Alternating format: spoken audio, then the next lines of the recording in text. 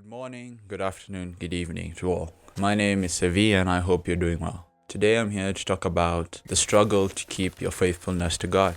I was praying earlier this week, and I'd asked God, help me understand what I can speak of next. And the message that I got is to speak about the struggle to stay faithful to Him, kind of stay on that path of walking with Christ. And it's something that I've dealt with and I'm still dealing with. I think it's something that everybody goes through, where your faith kind of wavers. And also it's kind of in tandem with what I've been reading through the story of Abraham especially, and with Isaac, and I'm currently on Jacob.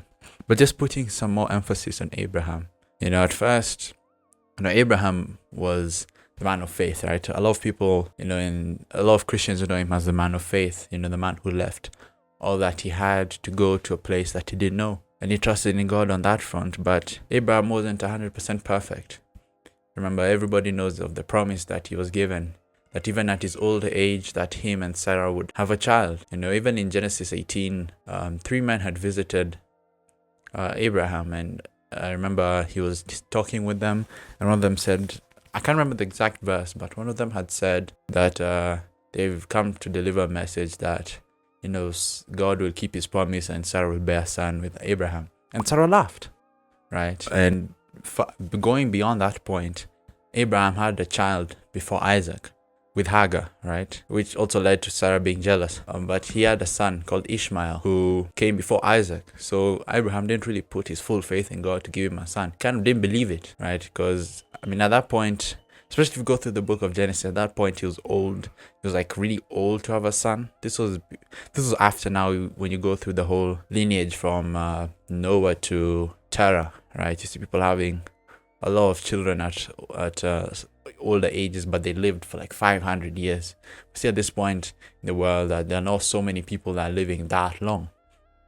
So Abraham himself did struggle with faith, and it's something that everybody goes through, right? We're all familiar with the trials that we go through doing this walk with Christ, the tough times that we sort of experience that put us to the test to see whether we'll still trust in God, whether we'll still stick with Him through all of it. And sometimes those things get the better of us. It's human nature, right? We struggle to maintain that which we had, and we feel as though like we've been forgotten, like we've been abandoned, like we're walking through the valley of shadow of death with no one to trust in, right? That's kind of the analogy I'm getting at, right? Like for myself, as I said, back in I believe it was, I think it was May. The one thing I can link it to is that whole Kendrick and Drake beef. During that whole period, I'd already kind of found that peace with God that I talked about in my last video. January, February, March, I was reading the Word. I was really into it. Then right now, I kind of really had no sense of direction, right? I was still kind of new to this whole walking with Christ thing, so I had expectations, right? Which was obviously wrong on my front. To expect something from God, we're sinful, we're all these things, and it would be wrong for me to expect from God, right? But out of His love, He's still patient with us, He's still forgiving. But see, for me, I didn't, I was new to it, so I really thought, something has to come now, something big and flashy, or something so explicitly announced that I'd be like, oh, okay, that's where I need to go, right? I didn't really have that. So I kind of fell back. I fell back into the world. I was listening to a lot of Christian artists at the start of the year. Then I fell back. I was listening to, those Kendrick songs and, the songs that I used to listen to before my encounter with God. And, it felt discouraging, I'm like, I've let God down because He's done this great thing for me where I actually felt His presence. And then now I'm back to where I was, back to square one. But, now currently, like with this channel, it's kind of my step up, pulling myself from those pits of self-pity and of guilt. Because, I felt as though like I've let God down. I felt like I let go of that faith that I had in Him. Like, God didn't tell me what to do. So I was like, this isn't, I'm just going to go back to where things were.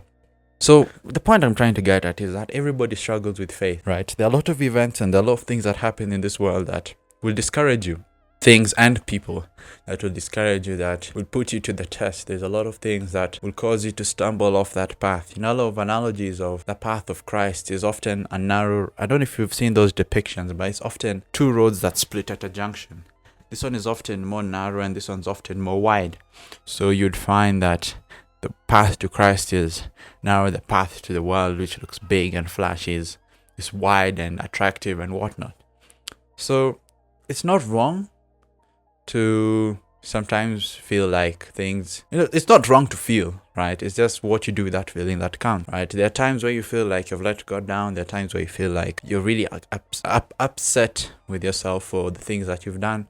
But, at the end of the day, you just show grace to yourself, right? The same way, if you find your friend who's beating themselves up over making a mistake, you might tell them, don't worry, everyone makes mistakes. But why can't you tell yourself the same, right? You're always gonna struggle. It's not a straightforward path, right? Sometimes I think it's almost like a tightrope. I think you've seen those guys walk across skyscrapers. They put this one rope and then they walk across it with a balance beam, holding a balance beam, and you're like, if this guy loses it, he's done. And that's what it sometimes feels like. But, I think it's just a matter of understanding the hindsight of everything. And I'm sure everyone that's watched this video has lived a couple amount of years of this life and is able to self-reflect. If you look back on those times where you struggled and you look at it once that struggle ended, you were good, right? You made through those tough moments. You made it through the moments that you felt discouraged, the moments that you felt like the world was crushing you, the moments that you felt like everybody has left you alone and you're kind of fending for yourself with no one to support you. When you look with hindsight, you understand that,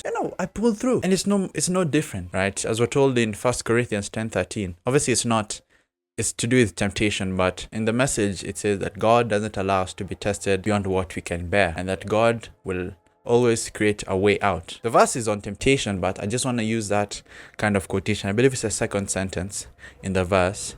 God won't allow you to be tested beyond what you can bear. Things will seem tough. Things will seem challenging. And, there are times where you'll stumble and you find yourself back to where you were before, where you are at the moment. But I think you should trust in that hindsight. Obviously, trusting God will waver, but I think that it's just, the encouragement is just keep that hope, right? Just keep that faith. Don't lose it. Just hold on to it. Just really, really hold on to it tight, right? Whatever remains of it, right? Because God will come through.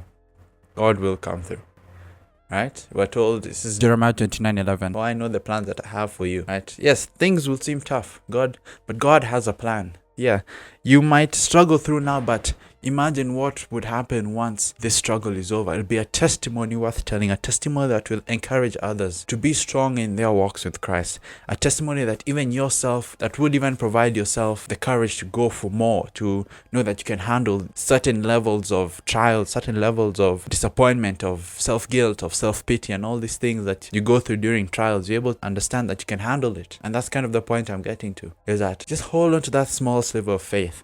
Even though it might not seem like much, just hold on to it, because God will come through. Don't be discouraged and just keep pushing.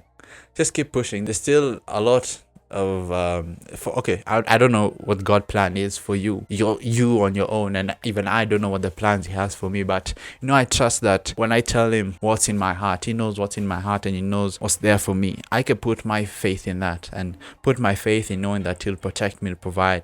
And that's what I just want to say. Just hold on to that sliver of faith. Even though it might not seem like much, let me tell you, God will come through for you. Yeah, I believe that's all I have to say for this video. I hope you enjoyed listening. I hope you pulled away something from this. Love you all. Stay safe and have a great one. Peace.